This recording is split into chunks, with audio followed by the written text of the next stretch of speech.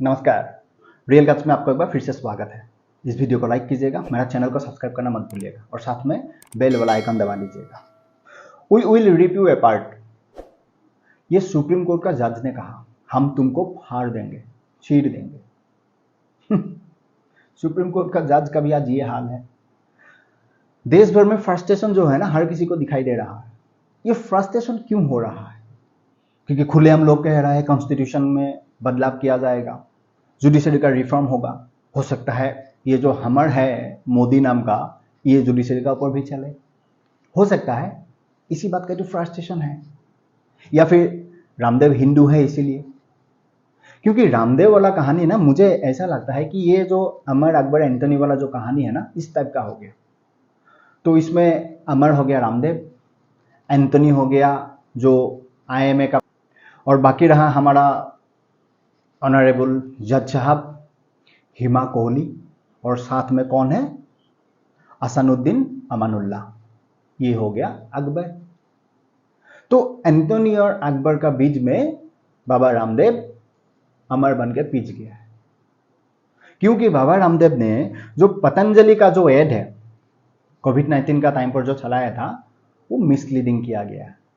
बहुत बढ़िया है।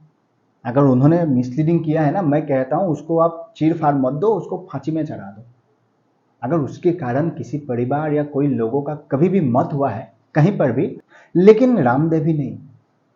क्योंकि इस देश में ऑनरेबल जज साहब, ऐसा काफी सारा एड है जो खुलेआम कहता है कि 5-6 इयर्स का जो बच्चे है ना, उसको आप ये हेल्थ ड्रिंक पिला दो, जिस ड्रिंक में 100 ग्राम हेल्थ ड्रिंक में 73% शुगर है। इस देश में एनर्जी ड्रिंक का नाम पर भी एड किया जाता है। कहते हैं ये पी लो तो तुम्हें एनर्जी मिलेगा, बाद में मालूम पड़ता है उसमें भी दुनिया भर का शुगर है। सेलिब्रिटी खुलेआम कहता है गुटखा खाओ, जैसे गुटखा खाने से आपको कैंसर नहीं हेवन मिल जाएगा, इसीलिए गुटखा खाओ। ऐसे बहुत सारा है। हमारा देश का जो क्रिकेटर है ना, इसको तो लोगों ने सर पे चढ़ा के रखा है, और वो क्रिकेटर कहता है कि तुम जुआ खेलो ऑनलाइन, 1 करोड़ रुपया का है। हाँ, साथ में कंपनी का तरफ से ये भी कहा जाता है कि देखो ये संभाल के खेलना, वरना तुम्हें आर्थिक लॉस हो सकता है। बहुत बढ़िया। तुम इंफॉर्मेशन भी दो और लोगों से पैसा भी लूटो, ये मिसलीडिंग नहीं है।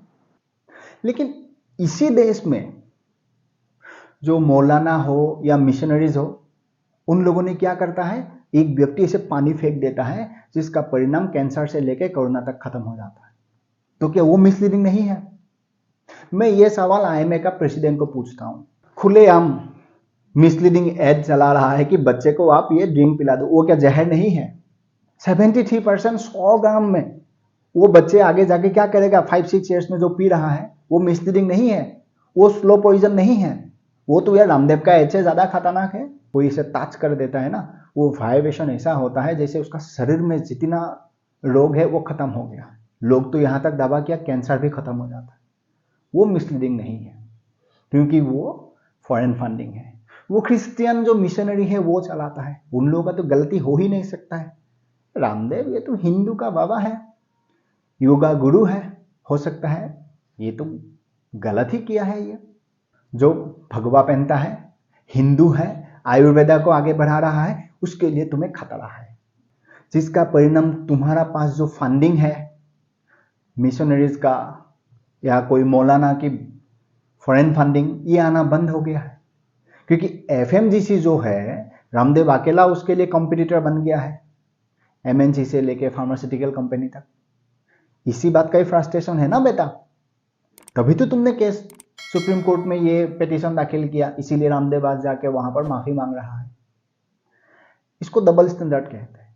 और न्यायाधीश महोदय, मैं आपको भी ये कहना चाहता हूं, इस देश में ऐसा काफी सारा एड है, उसका ऊपर भी आप जरूर एक बार ध्यान दीजिए, अगर सही में समाज के लिए सोचते हैं आप लोग। क्योंकि रामदेव ने जो किया गलत किया, इसीलिए आपने उसको माफी नहीं किया, पता नहीं आगे आप क्या सजा सुनाओगे। लेकिन ऐसा काफी सारा है। ये डबल स्टैंडर्ड खुलेआम नहीं होना चाहिए यार, जो लोग भी हंसे। सबके लिए अच्छा है, कार्रवाई करना है तो हर किसी का ऊपर करो, पार्टिकुलर उस आदमी का ऊपर नहीं, क्योंकि वो हिंदू है, वो आयुर्वेदा को आगे बढ़ा रहा है, ऐसा टारगेट मत करो। जो खुलेआम लोगों को दिखाई दे। इसीलिए उसका ऊपर एक सूट फाइल किया था। दिल्ली हाईकोर्ट ने एक वर्डिक्ट दिया था ये जयालाल के ऊपर। कहा था कि भाई तुम जो ये क्रिश्चियनिटी और एलोपैथी का ये जो वेस्टर्न जो मिक्सिंग जो दिखा रहे हो ना, ये सही नहीं है।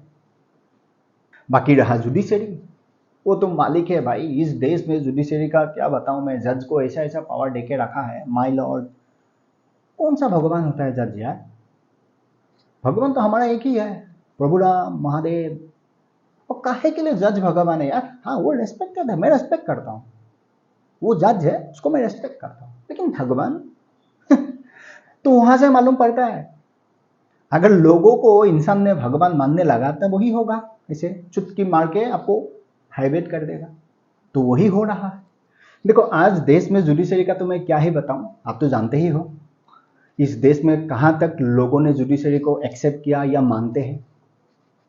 आज जज टीवी चैनल का कॉन्क्लेव में जाके बयानबाजी करता है, उसको प्लेटफॉर्म दिया जाता है कि भाई तुम PMLA जो एक्ट है उसका बारे में बताओ, देश का जो वातावरण है उसका बारे में तुम स्पीच दो। हालांकि कोड ऑफ एथिक्स 1990 इसको अलाउ नहीं करता, लेकिन फिर भी देश को दिखाने में लगा हुआ है। आज सुप्रीम कोर्ट ने जो इलेक्टोरल बॉन्ड का ऊपर ये बयान दिया अनकॉन्स्टिट्यूशनल क्यों दिया? ये तो जून में भी आप दे सकता था, अभी क्यों देना है इलेक्शन से पहले? क्योंकि दिखाना तो वही है। भारतीय जनता पार्टी जो कर रहा है, मोदी जो कर रहा है, बिल्कुल गलत है, ये स्कैम है। और इसी का ही फ्रस्ट्रेशन ये शायद अमर अकबर एंटोनी केस में अकबर और एंटोनी को दिखाई दिया है। ये लोग तो भाषण बहुत देता है, जितना नहीं करता है उससे 100 गुना ज्यादा भाषणबाजी करता है। और जज तो भाई भगवान है, पावर भी इसे देके रखा है। तो इसका पास जो मर्जी है, जो केस आता है उसका ऊपर वो वर्डिक्ट देने का हक होता है, दे देता है। जज का बारे में मैं क्या ही बताऊं, लेकिन IAMA को आगे ये देखना पड़ेगा भैया कि तुम्हें ये जो पर्सनल अटैक रामदेव का ऊपर किया है ना, ये सही नहीं है। इस देश में मिसलीडिंग करने वाला एड बहुत सारा है, खुलेआम टीवी में दिखाया जाता है, उस पर भी कार्रवाई जरूर कीजिए। और जो ये जो भाषा है ना, इसको थोड़ा सा देखिए, क्योंकि आप लोग जज है, हम आपको रेस्पेक्ट करते हैं। हमें मालूम है आप रिप कर सकते हो, बिल्कुल कर सकते हो, चीड़ सकते हो, फाड़, आप इससे पहले भी किया है। नपुर शर्मा वाला केस में वही हुआ। आज वो नपुर शर्मा का जो पर्सनल लाइफ है वो खत्म, सुप्रीम कोर्ट का उस बयान की वजह से। हमने देखा है, फिर भी हम रेस्पेक्ट करते हैं।